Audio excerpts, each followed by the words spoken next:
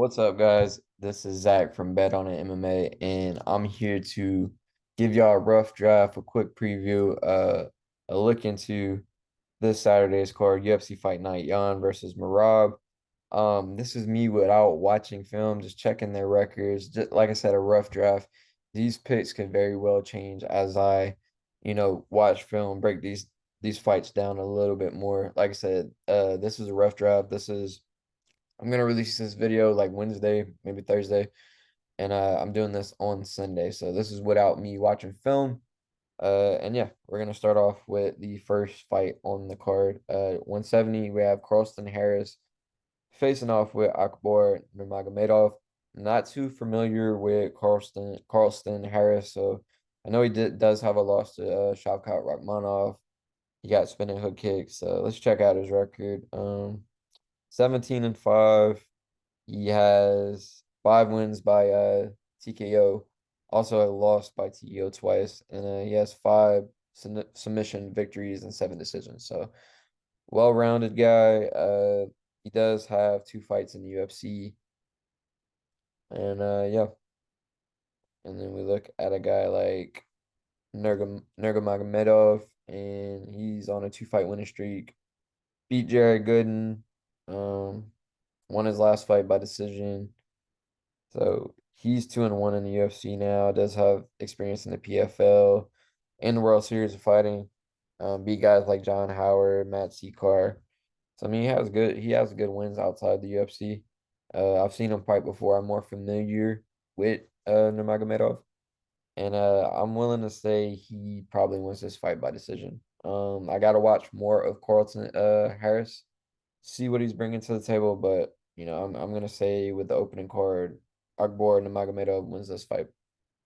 All right, moving up to the second fight, we have Tyson Nam facing off with Bruno Silva. Seen Tyson Nam fight plenty of times. A lot of power for a 125. I want to say he used to fight at 135.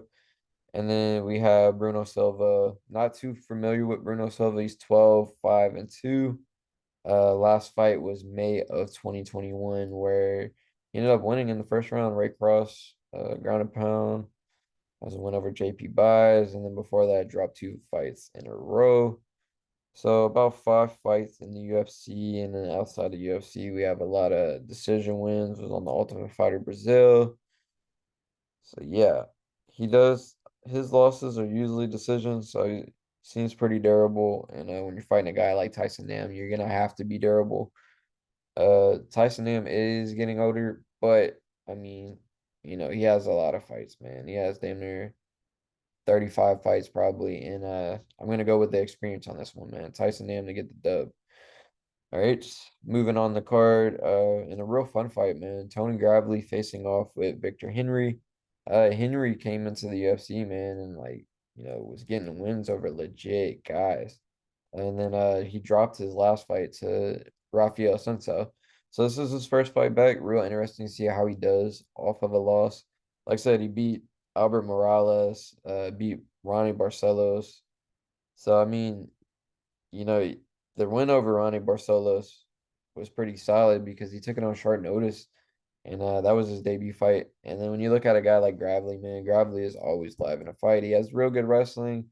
Uh, real power in his hands.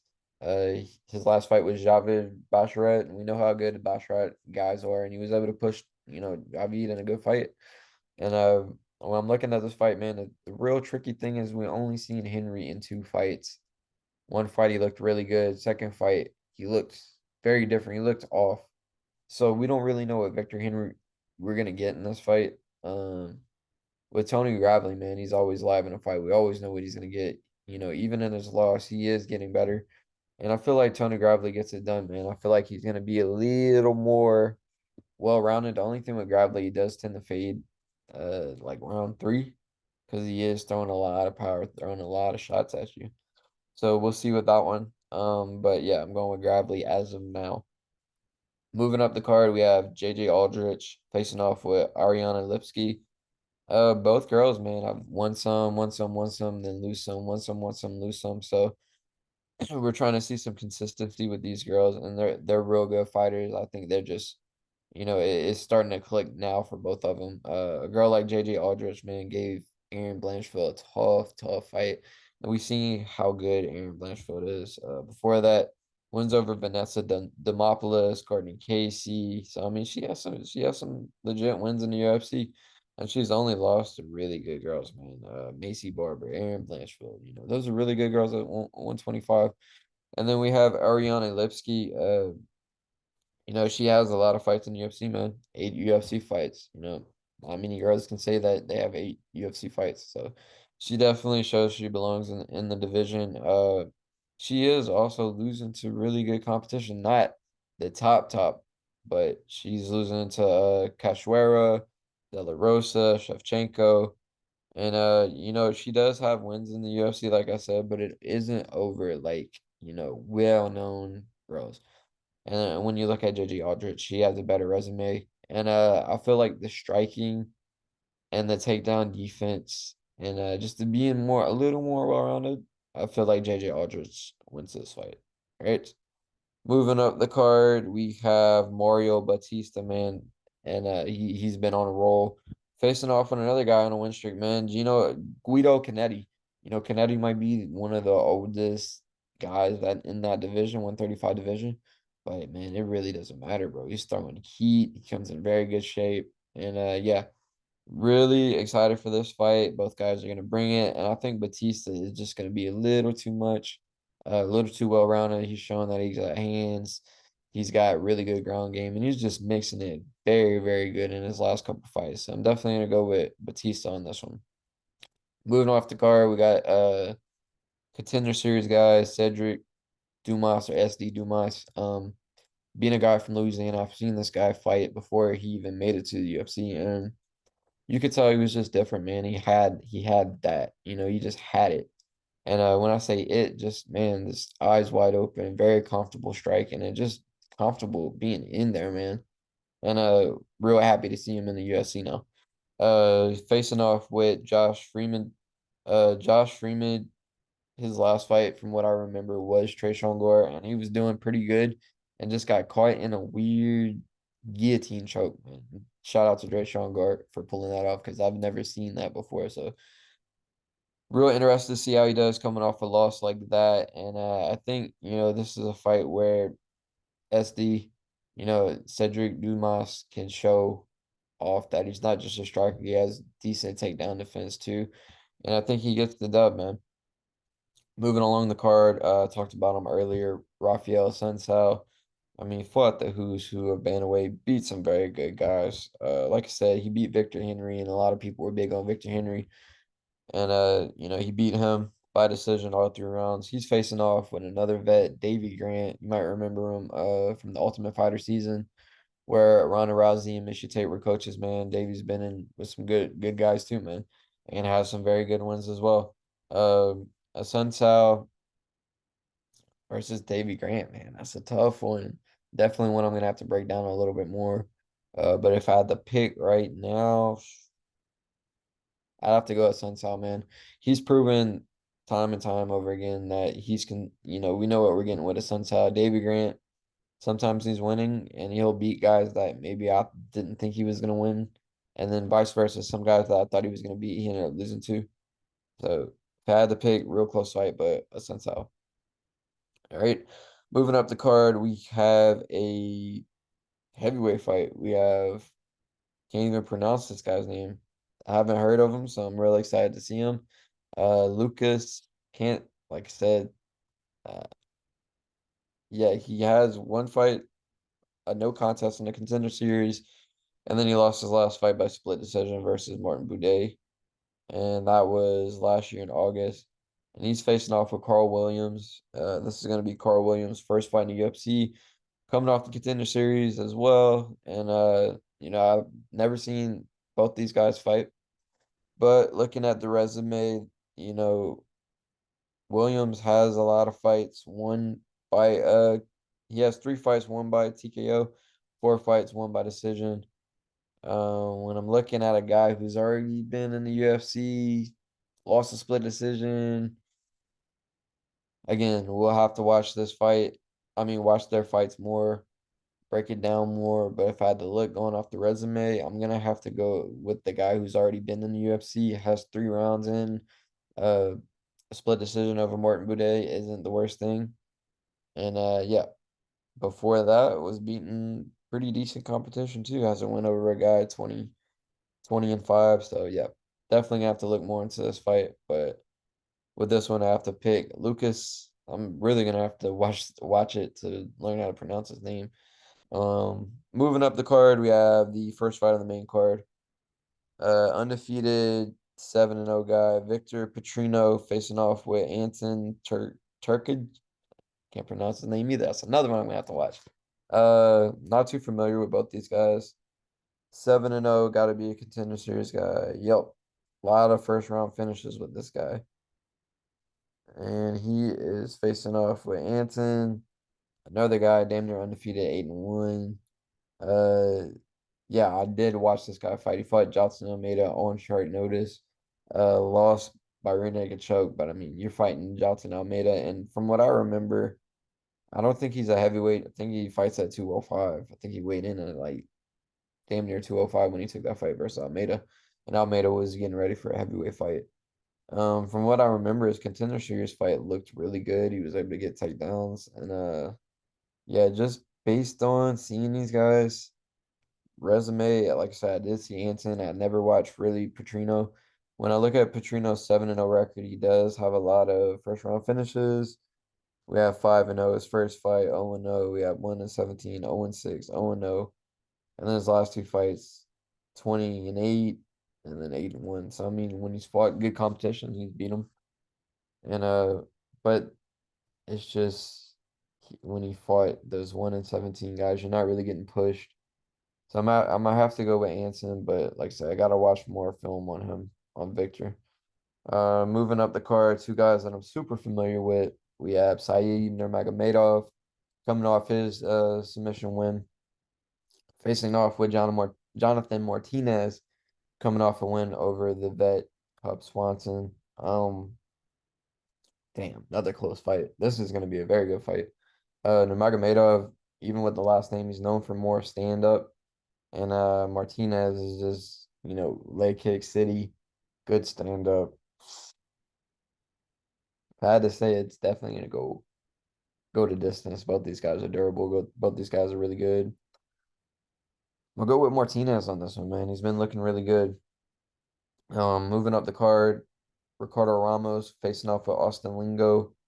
Ramos has been really, really, really looking good. I want to say, let's see what kind of win streak he's on. So he's just on a 1 fight win streak, but his last fight looked really good. Wins over decent competition too, man. So we're looking at a guy like Austin Lingo. He's on a 2 fight win streak, but I don't feel like he's fought the same competition as Ramos. Ramos's losses are against really good guys. I'm definitely gonna pick Ramos to win this one. I like him in a fight. Moving on to the next fight, we have Nikita Krylov versus Ryan Spann. Was supposed to happen about a week or 2 ago, and Krylov ended up getting sick. I feel like this is gonna be a really good fight, man. Spann, fast starter, has been saying a lot in his preparation. He's been taking it more serious. And then we have a guy, Krylov, who's been getting better with each fight. We've seen him pretty much grow in the UFC. He has a ton of fights in there. But yeah, my pick's gonna stay the same. I'm gonna go with Krylov to weather the storm, but it would not surprise me if a guy like Ryan Spann ends up getting a victory, man. Very close fight. Very, very close fight. 2 great fighters, and I can't wait to see that matchup. Co-main event action, we have Alexander Volkov facing off with Alexander Romanov. And man, what a fun matchup. We've seen Volkov fight the who's who. He's beat very good heavyweights in the UFC, and he's only pretty much lost to the best guys in the heavyweight division. He's always been on a win streak, trying to get to that next level, and then kind of falls short. We see a guy like Romanov who's coming off his first loss, coming off his first loss to Marcin Tybura, and looked phenomenal the first round and just started gassing and was just going big slam after big slam. And when you're doing that with heavyweight guys, man, I can imagine you're gonna get tired. So real interesting to see him fight a guy like, Volkov, who's probably more experienced than Tibera. So it's just gonna be really weird picking this fight because I can imagine Romanov isn't gonna come with the same game plan where he's trying to get Volkov out of there. Feel like he's gonna be a little more patient, gonna come better strategically. But a guy like Volkov, so tall, so rangy, it's hard to pick. I'm gonna go with Romanov. The pick could change, but as of right now, I gotta go with Romanov. I feel like his wrestling might be too much, and with a fight like he had last time, I feel like it's gonna be a good learning lesson. He prepares a little bit better. Not so much preparing, but when he fights, I feel like he's gonna conserve the gas tank a little bit more. And when he gets it to the ground, I feel like he's gonna keep it to the ground rather than let the guy get up and try to suplex him. So that's my pick for now. Could change. Uh, Main event action, we have Peter Yan facing off with Merab. Fun fight for the 135 division, man. A lot of fun fights happening in that division. Merab's on a win streak, and with Aljo, let's say he defends his belt against Henry Cejudo, I can imagine he's gonna move up and challenge at 145, and that's gonna leave his boy Rob, if he does win Yan, to challenge for the vacant belt. So, big things riding on this fight for Merab. For Peter Yan, man, I feel like Peter Yan is just itching to get in there. He's had a couple close losses. It's hard to be on a 2-3 fight losing streak where them fights could have went, definitely the other way based on how you score it. And man, I'm really excited for this fight. I feel like Peter Yan's takedown defense is gonna hold up. Could be a close fight. Rob could get him down. Merab's shown that he's durable, man. Very, very durable. We've seen that in this fight with Marlon Moraes. But if I had to pick a winner right now, I gotta go with Yan, man. Gotta go with Yan. I mean, I feel like he's prepared. Well, I could say that he's prepared for guys like Merab, but when I look at it from the other perspective, Merab has helped Aljamain fight Peter Yan. His camp knows Peter Yan. So that's a whole dynamic another dynamic you have to think about. So like I said, rough draft for my picks. I'm going to with Peter Yan right now, but damn, this is a close fight when you look at it. Uh Real exciting fight night card, man. You got big names on here. And you got fun matchups. You got guys coming off the contender series. So real excited for this Saturday, man. Looking at this card, I for sure got like 2 or 3 locks already where I'm like, yeah, they're gonna win. So just tune in for our episode Friday with me and Harley. We're gonna join in on our and give y'all a solid parlay for y'all to make money. All we do, man, is just ask to continue to support us. We do this for free. We don't ask for any money. Just like the video, subscribe to our channel, and comment your thoughts, man. What's your picks? How you feel about this fight card, man? Let's get it. Let's make this money this weekend, man. Let's go.